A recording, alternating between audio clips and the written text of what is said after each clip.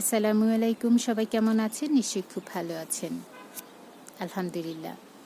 Mandarin ছাদ বাগান যারা করছেন তারা কিন্তু অবশ্যই একটা ম্যান্ডারিন গাছ রাখবেনই। অনেকেই বলেন ম্যান্ডারিন খুব টক। বেসিক্যালি টক না, আপনারা এটা পুরোপুরি পাকার আগেই খাচ্ছেন বলে ভীষণ টক লাগছে, এবং যে কোনো ফলই ভীষণ টক লাগবে, কষ লাগবে সেটা পাকার আগে। যখন এটা পুরোপুরি পেকে যাবে, অর্থাৎ পরিপূর্ণভাবে পরিপক্ক হবে, তখন এটা কিন্তু মিষ্টি লাগবে। আর এই ম্যান্ডারিন পাকার সময় হচ্ছে ফেব্রুয়ারি মাসে। আমরাও কিন্তু সেম ভুলটা করেছি। কারণ হচ্ছে আমার এই গাছে 2 শতাধিক ফল ছিল, এখন 40-45টার মতো আছে। এর কারণ হচ্ছে সবাই খেয়ে ফেলেছে। খেয়ে সবাই তো বলছে টক, এবং সবাই শরবত খেয়ে খুব মজা পেয়েছে, এবং এত চমৎকার শরবত হয় এটা দিয়ে, সত্যি অসাধারণ।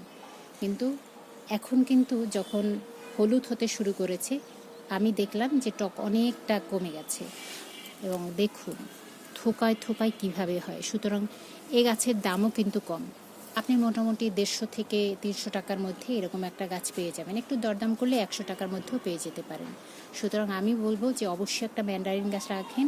এবং এই গাছে কিন্তু খাবার খুব কম লাগে। 25 লিটারের একটা গাছে আমি গাছটা লাগিয়েছি। গত সেপ্টেম্বরে লাগিয়েছি, গত বছরের। আর এবছরের ডিসেম্বরে এই অবস্থা।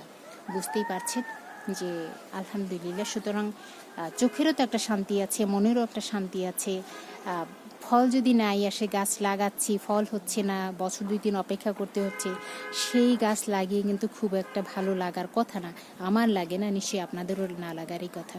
সুতরাং আমি বলবো ম্যান্ডারিন একটা রাখেন, রাখতেই পারেন।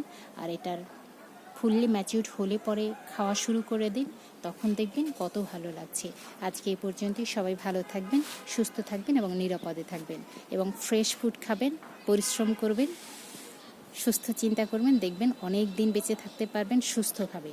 আল্লাহ সুবহানাহু ওয়া তাআলা যতদিন চাচ্ছেন আর কি। তো থ্যাংক ইউ, আজ এই পর্যন্তই।